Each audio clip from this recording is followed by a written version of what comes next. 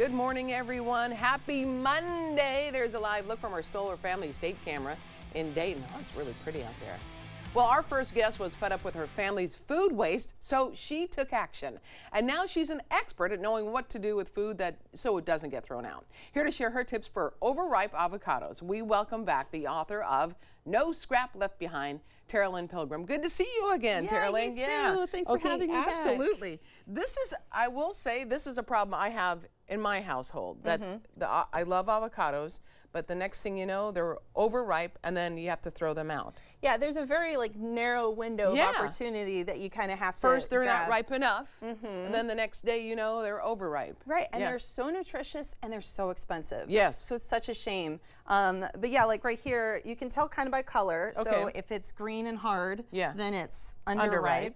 Now with this one, you feel how there's like little air bubbles little in dents there? in there. That's definitely overripe. Yes, you don't want to buy anything that has the air bubbles in it. Okay. So if you want your avocados to ripen slower, put them in the fridge. Okay. If you want it to ripen faster, you put it in a paper bag. Oh, when you say faster, like that would go to ripe in a day?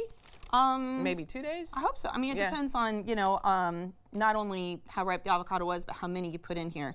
Oh. What happens is avocados don't ripen on the tree. They release a gas, ethylene gas, that ripens it, right? Oh. And so if you put it in a bag, it traps in the gas and helps ripen it faster. I had no idea. Yeah, well, have you heard of putting pears and peaches and stuff in bags to help them ripen? Yeah, no, I know. Yeah, that's why. That's because of the gas that it releases. Interesting. Okay. So you can freeze avocados. Most people don't realize that. So this is a mashed avocado that I defrosted this morning. Really? Yeah, or you could just put in the whole thing. So this one. So an avocado gets ripe, you put it in the freezer and you save it for when you really need it. Yep. Yeah, that's perfect. Now, that's absolutely perfect. It will get mushier in the freezer. So but if you're making guacamole. Oh, absolutely. Yeah. So you wouldn't want to put it on a salad or a sandwich maybe. Right. But there's so many other recipes with avocado that you could use. Yeah. So that's great. Oh my goodness. I'm learning a ton today. Okay. We're just getting started. Yeah. So brown avocados. Yes. Brown produce, it turns that color when it's exposed to oxygen, right? And it doesn't affect the flavor or the safety, but if you try to keep the avocado from the air, then it'll be less likely to turn brown. So if I were to put this in the fridge, I'd want to lay the plastic wrap flat up against it.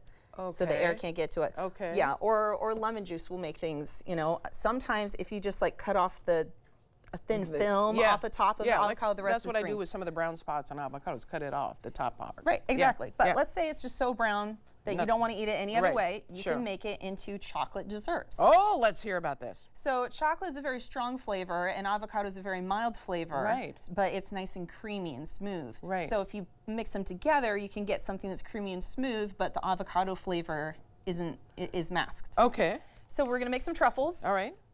You blend an avocado with an immersion blender and then melt the dark chocolate chips and put it in. Okay. That's all you have to do, but for flavor, I put in a pinch of salt, some honey. This is already liquid, so you don't have to dissolve the salt beforehand. Okay. Most people think that you add more sugar to dark chocolate to cut down on the bitterness, but adding more vanilla actually is better. Oh, that makes sense. That makes sense. Okay. Yeah.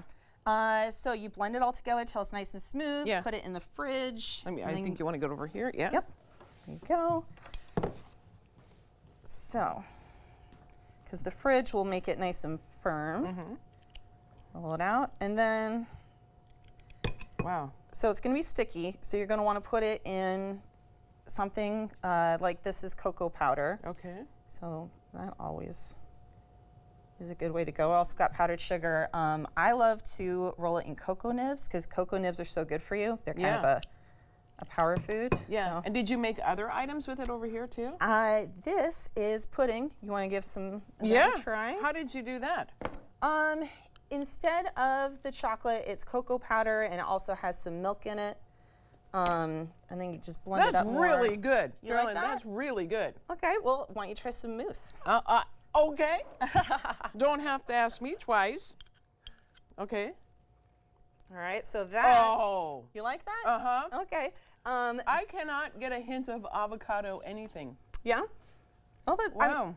So that is actually made with aquafaba, which is Oh yeah, yeah. We You've know heard what of yeah, that, we do a right? lot of vegetarian segments. Okay, yeah. So we know, yeah. Because usually mousse is Yeah. made with egg whites, but I was like, this is all vegan. Let's just go the whole 9 yards Yeah. and use aquafaba. So Yeah. anyway, have it. Yeah, so it's kind of like the liquid that's in beans, cans of beans, right. right? Yeah, yeah. You Yep. just whip it up. Which one should I try? Whichever Okay. one you Yeah, want. Try this one. Cocoa nibs kind of taste like nuts.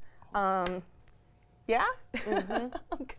Oh my gosh. I'm so glad you like it. Wow, this is amazing. Okay, we're gonna put the recipe on our website at k2.com. But again, the book is titled "No Scrap Left Behind." Teralyn Pilgrim. Thank you so much. Great job. I learned a ton this morning.